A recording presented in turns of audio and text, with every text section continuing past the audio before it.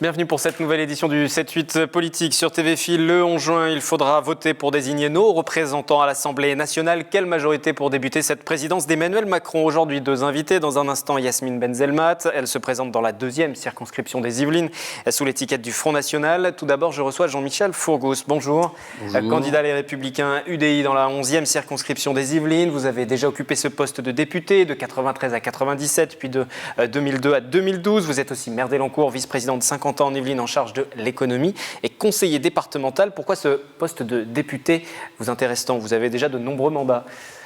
Parce que on m'a baissé de 20% mes moyens depuis 5 ans en tant que maire, en tant que maire à Elancourt, ainsi que ceux de mes collègues d'ailleurs.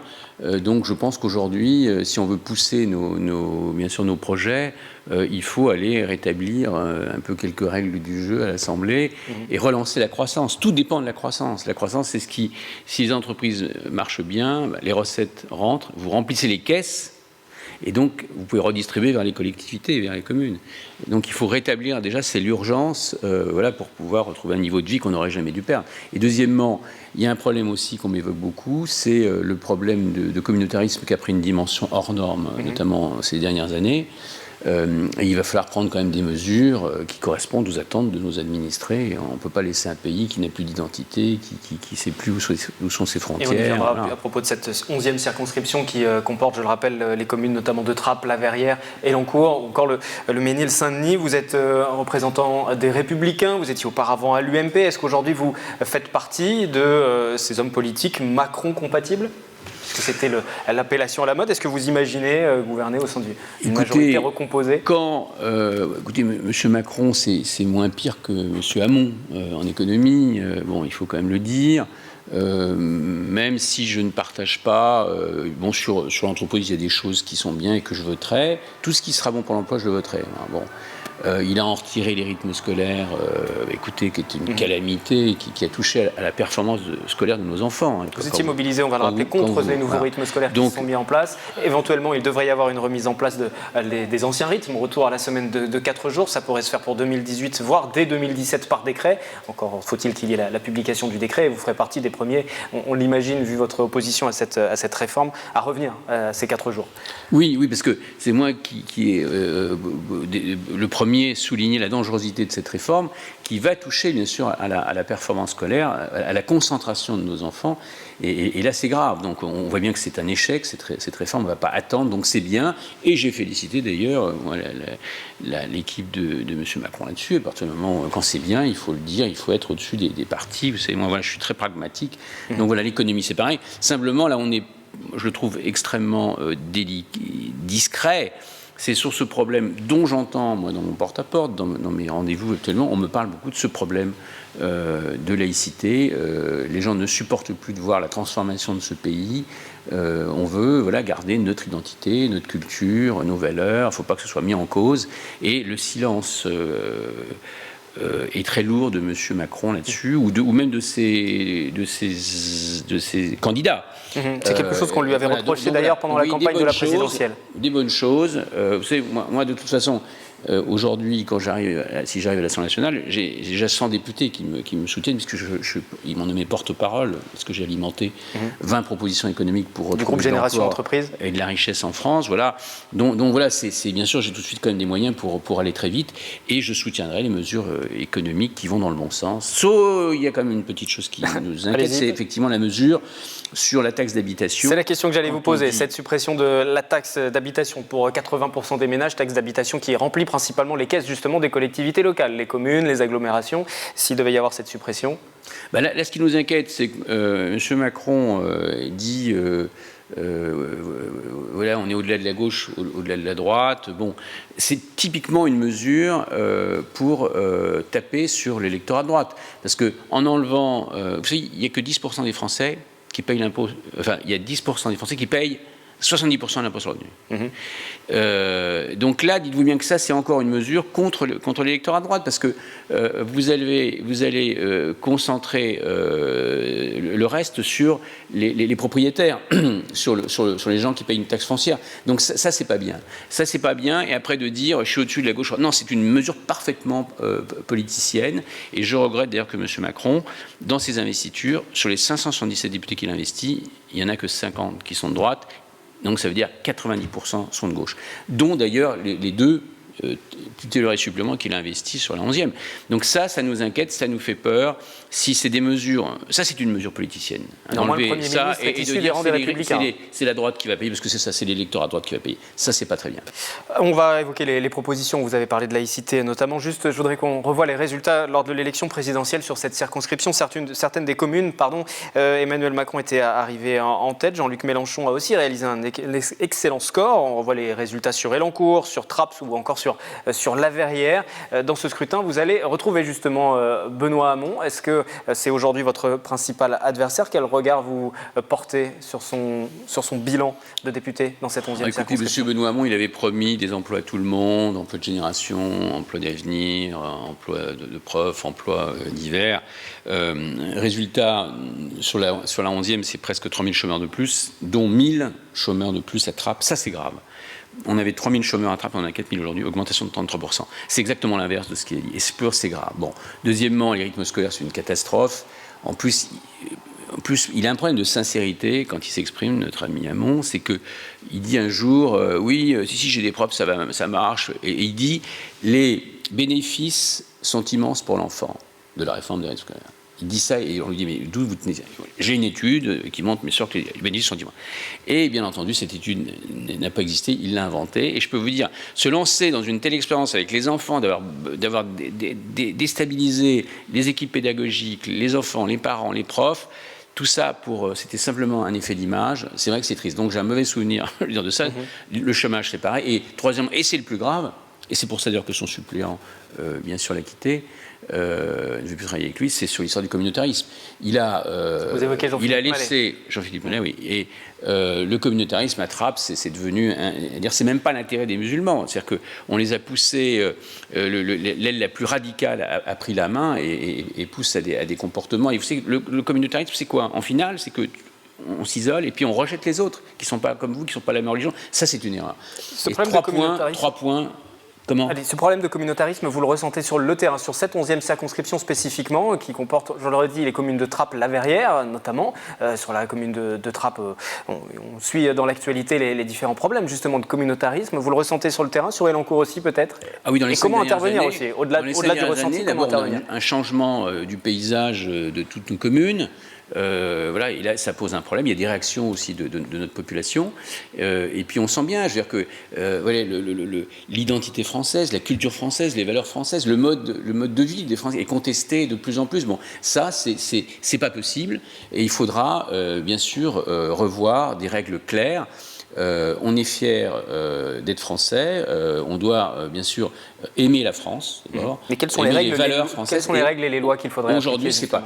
Déjà sur ces problèmes aussi d'extrémisme, que tout individu qui a une quelconque relation avec un courant bien sûr terroriste doit être exclu de ce pays, s'il est étranger bien sûr, sans aucun état d'âme, et ce doit être le plus immédiat possible.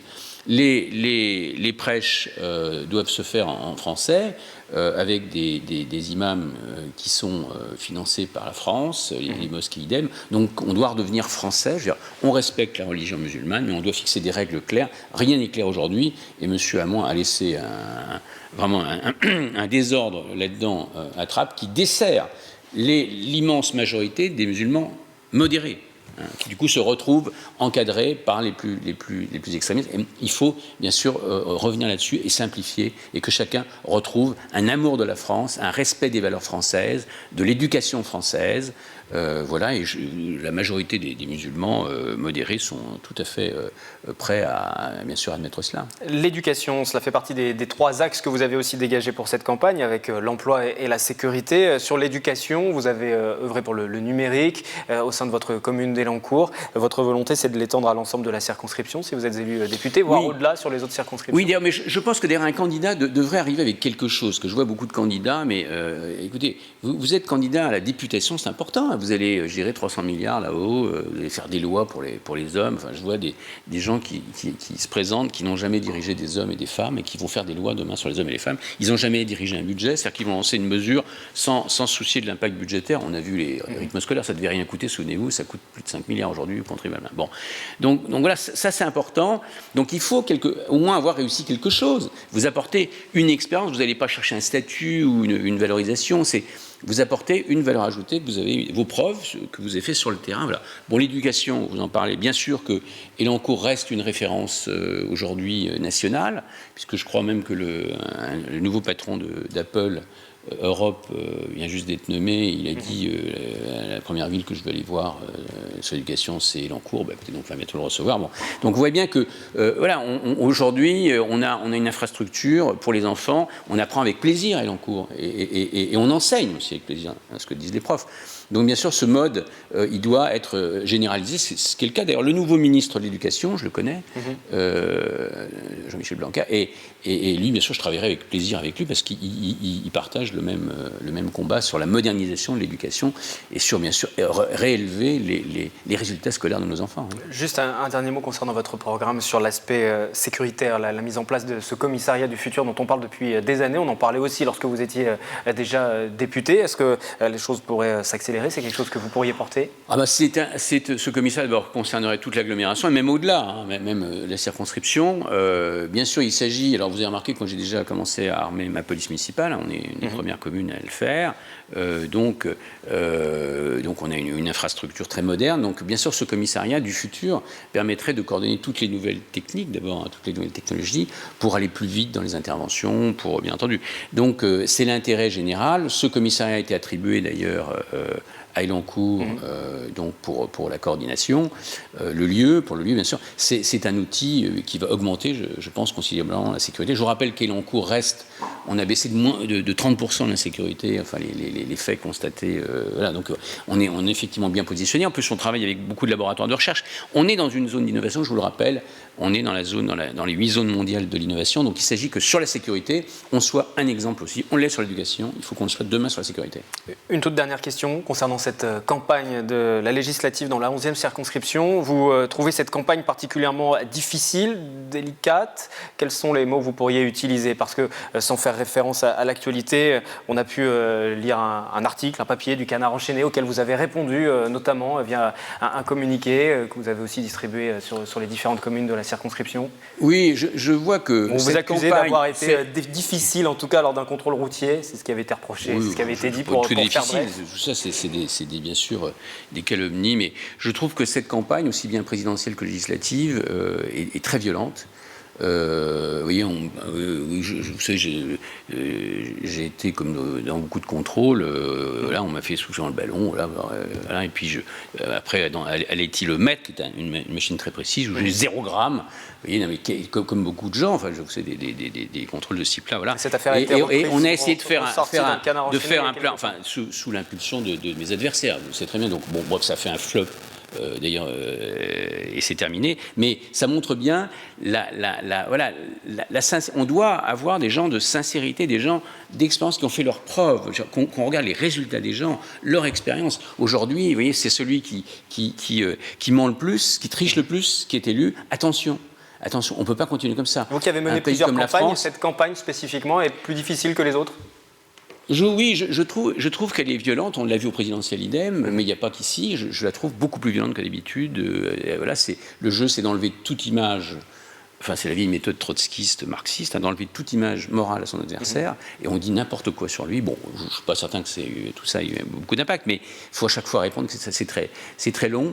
Et puis on ne parle pas des vrais problèmes pendant ce temps. On ne parle pas du chômage, on ne parle pas demain il faut remplir les caisses. Si vous ne savez pas remplir les caisses, vous n'avez rien à faire demain à être député. Si vous n'avez jamais rempli les caisses sur le plan financier, ce n'est pas le moment, vous irez vous présenter quand il faudra redistribuer. Pour l'instant, voilà, il faut redonner confiance à tout le réseau qui permet de produire la richesse, produire des emplois marchands. C'est ça l'urgence. Et puis le modèle éducatif, on veut un modèle éducatif qui redevienne un exemple le modèle éducatif français ne l'est plus. Et donc moi, je me bats sur ce projet. Quelques-unes de vos propositions justement au cours de cette émission, et vous aurez bien l'occasion d'échanger avec les autres candidats lors du débat que nous organiserons prochainement sur cette antenne. Merci Jean-Michel Fourgouze, candidat Les Républicains UDI dans cette 11e circonscription. Le 7-8 politique se poursuit.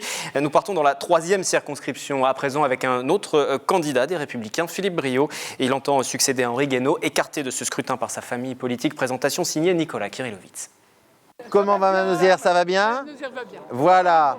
Cette fois-ci pourrait être la bonne. Maire du Chesnay depuis 28 ans, conseiller départemental et candidat Les Républicains sur la 3e circonscription des Yvelines, Philippe Briot espère enfin être élu député. Lui qui tente sa chance pour la 6e fois d'affilée et qui souhaite incarner le rôle d'un élu constructif face à Emmanuel Macron. Le président de la République a un seul objectif, c'est de permettre à la France de revivre toutes les qualités qu'il peut avoir avec des réformes. Par contre, les projets de ces objectifs, on ne les voit pas encore. C'est la raison pour laquelle nous souhaitons avoir un contre-pouvoir positif auprès du président de la République qui ne sera pas en contradiction, mais qui sera en correction. Connu pour son engagement dans la manif pour tous, l'ancien médecin Philippe Briot souhaite mettre en avant son ancrage local pour faire la différence. En 2012, il n'avait récolté que 6,34% des suffrages et voyait alors le candidat Henri Guénaud remporter la députation. 5 ans plus tard, avec l'étiquette et l'air sur le dos, il souhaite s'engager notamment sur une réforme importante de la santé. Il faut qu'on remotive les jeunes à faire médecine. On a besoin de médecins. Il faut savoir redéfinir aussi le financement de la santé. Est-ce qu'on le fait peser sur le travail? Est-ce qu'on le fait peser avec la CSG? Tout ça, ce sont le vrai débat des semaines qui viennent. Car aujourd'hui, on a des hôpitaux qui sont dans des grandes difficultés. On a des libéraux qui s'interrogent pour continuer. Autre axe de campagne mis en avant avec sa suppléante Sylvie Sevin-Montel, la fiscalité, le logement ou encore la sécurité. Pour cette élection, Philippe Briot fera face à plusieurs novices en politique. Quand je vois M. Collomb, j'ai pas l'impression que c'est du jeune. Quand je vois M. Bayrou, j'ai pas l'impression de voir du jeune. Et je peux en décliner d'autres. Je pense qu'un bon équilibre, c'est du junior et du senior. Au total, 14 candidats seront opposés sur la 3e circonscription des Yvelines, avec notamment l'inconnu de La République En Marche, Béatrice Piron. À gauche, le Parti Socialiste, Europe Écologie Les Verts et le Parti Communiste ont réussi à s'entendre pour soutenir la candidature de Nicolas Hu. En plateau à présent, Yasmine Benzelmat, bonjour. Vous êtes candidate du Front National dans la 2e circonscription des Yvelines. On va vous présenter en quelques mots. Vous êtes conseillère régionale également et puis au civil, cadre dans la finance. Pourquoi cette candidature dans la 2e circonscription des Yvelines? Bien, c'est la circonscription où j'habite et où je travaille également. Je suis responsable de la circonscription depuis 3 ans pour le Front National. Donc j'anime la vie politique pour les militants et sympathisants du Front National. Et je me suis impliquée à partir des municipales sur la liste municipale de Vélizy, Front National, en 2014. Puis j'ai été candidate au départemental en 2015, au régional où j'ai été élue et maintenant... pour la députation, donc dans cette 2e circonscription. Globalement, dans le département des Yvelines, les résultats pour le Front National n'ont pas été excellents, n'ont pas été très bons, n'ont pas été à la hauteur de ceux du national. Sur la 2e circonscription, dans une ville comme Vélizy, 14% au premier tour, 24% au second. Voisin le Bretonneux, on va le voir aussi, un peu plus de 16%, 16,43% pour le 2e tour. Ça va être difficile dans cette circonscription spécifiquement. On tente notre chance comme partout. Je pense qu'il y a des choses à régler, notamment les derniers événements à Vélizy renforcent un peu ce que l'on dit depuis des années sur la sécurité, sur la présence de la police de proximité, sur justement les problèmes qu'entraîne le laxisme judiciaire. Et par ailleurs, je suis aussi une candidate très attachée à la famille et je suis quand même présente sur le terrain depuis pas mal de temps, donc on verra. Le Front National se porte plutôt bien. Au-delà de cette 2e circonscription, on va revenir sur vos propositions, mais est-ce qu'il y aura une remise en cause, quoi qu'il arrive, après ce scrutin législatif? Je pense que là, on a vu avec les présidentielles qu'on était arrivé à un moment où on peut s'allier avec d'autres partis, attirer d'autres personnes. Et donc pour cela, effectivement, il faut remettre un peu en ordre. Mais plus d'ouverture, on a déjà fait des signes, mais je pense qu'il faut travailler vraiment à la structure aussi, qui à la base était un parti où vraiment on n'avait pas beaucoup d'alliés, on avait du mal à avoir des alliés, et maintenant on arrive à avoir des alliés, et je pense qu'il faut justement montrer les signes pour s'ouvrir, et puis adapter la structure justement à l'ouverture. Vous parliez de ces alliés Debout la France, Nicolas Dupont-Aignan, néanmoins Debout la France présente des candidats dans les différentes circonscriptions. Vous avez un candidat Debout la France face à vous, par exemple, dans cette deuxième circonscription des Yvelines. Donc des alliances, mais pas pour l'instant. Mais il y a eu des alliances pour les présidentielles parce que je pense qu'on avait un projet quand même assez semblable, et face à la candidature d'Emmanuel Macron, c'est vrai qu'on était les seuls à défendre une vision un peu plus identitaire, un peu plus centrée sur la protection de la famille, sur la défense de la France vis-à-vis de l'Union européenne telle qu'elle est, et non pas de l'Europe, mais de l'Union européenne. Et pour les législatives, c'est le jeu démocratique et puis le mode de financement des partis politiques qui entre aussi en jeu et qui fait qu'on ait différents candidats à se présenter avec des programmes toutefois assez similaires. Puisque effectivement, chaque voix portée sur un candidat permet de rapporter quelques euros pour les formations politiques, et c'est pour ça qu'il y a de nombreux candidats sur les différentes circonscriptions, de nombreuses différentes formations qui représentent différentes couleurs. Juste pour conclure sur cette question de l'évolution du Front National probable après cette élection législative, le départ possible de Florian Philippot par exemple, est-ce que ce serait une bonne ou une mauvaise chose pour vous ? Il a fondé une association, les Patriotes, par exemple. On sent qu'il prépare peut-être un peu l'avenir aussi. Pour l'instant, c'est plus une manière d'envoyer des signaux pour présenter, montrer que le Front National, c'est vraiment les Patriotes. Mais ça n'empêche que, pour l'instant, notre programme reste le même, et on verra lors du congrès qui s'organisera d'ici la fin de l'année ce qu'il en sera. Mais bon.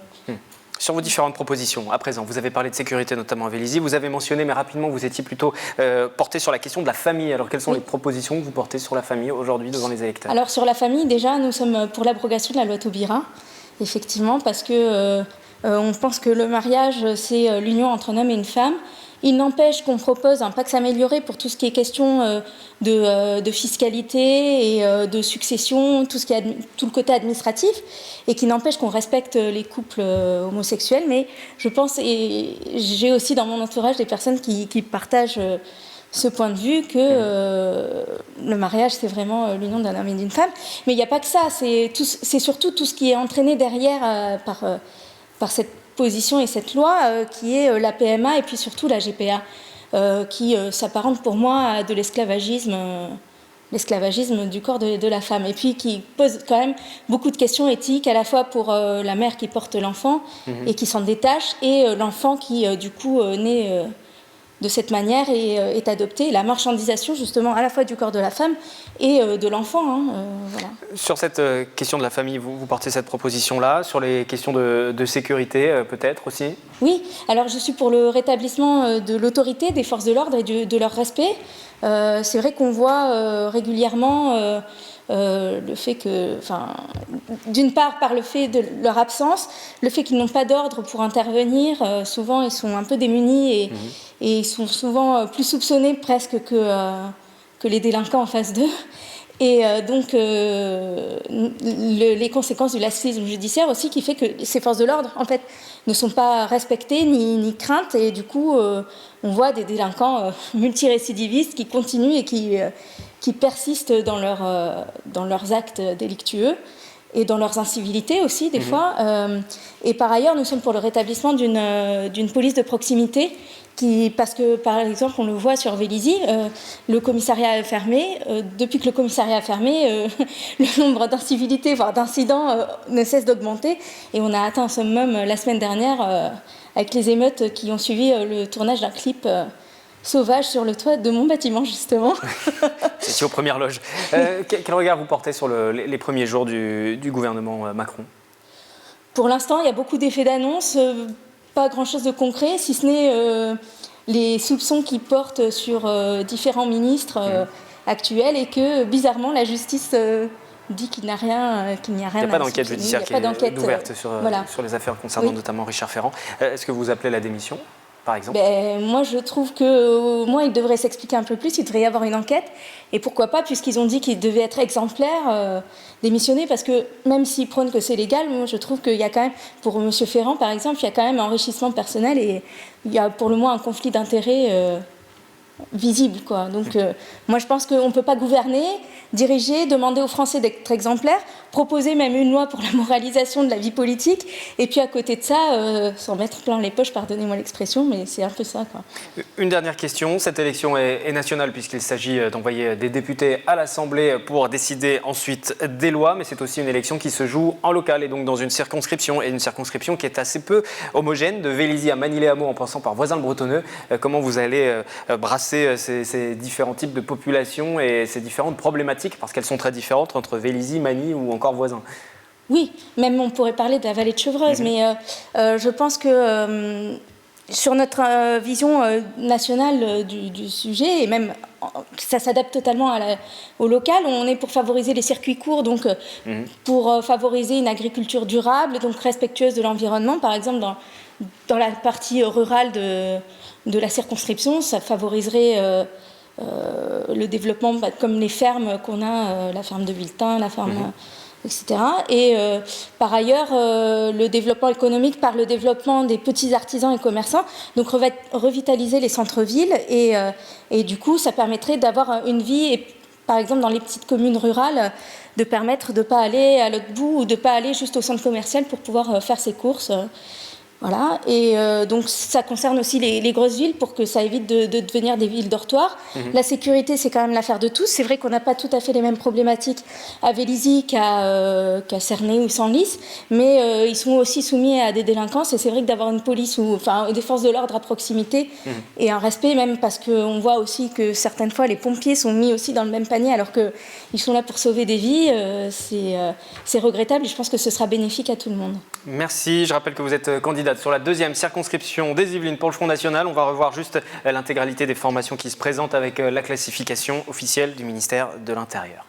Nous refermons ce 7-8 politique, prochaine édition le 7 juin. D'ici là, la campagne est à suivre dans nos éditions quotidiennes du journal et puis chaque semaine dans cette émission. Et puis vous le savez, vont commencer dès le 31 mai au soir les débats dans les différentes circonscriptions avec tous les candidats présents en plateau. Merci encore à vous.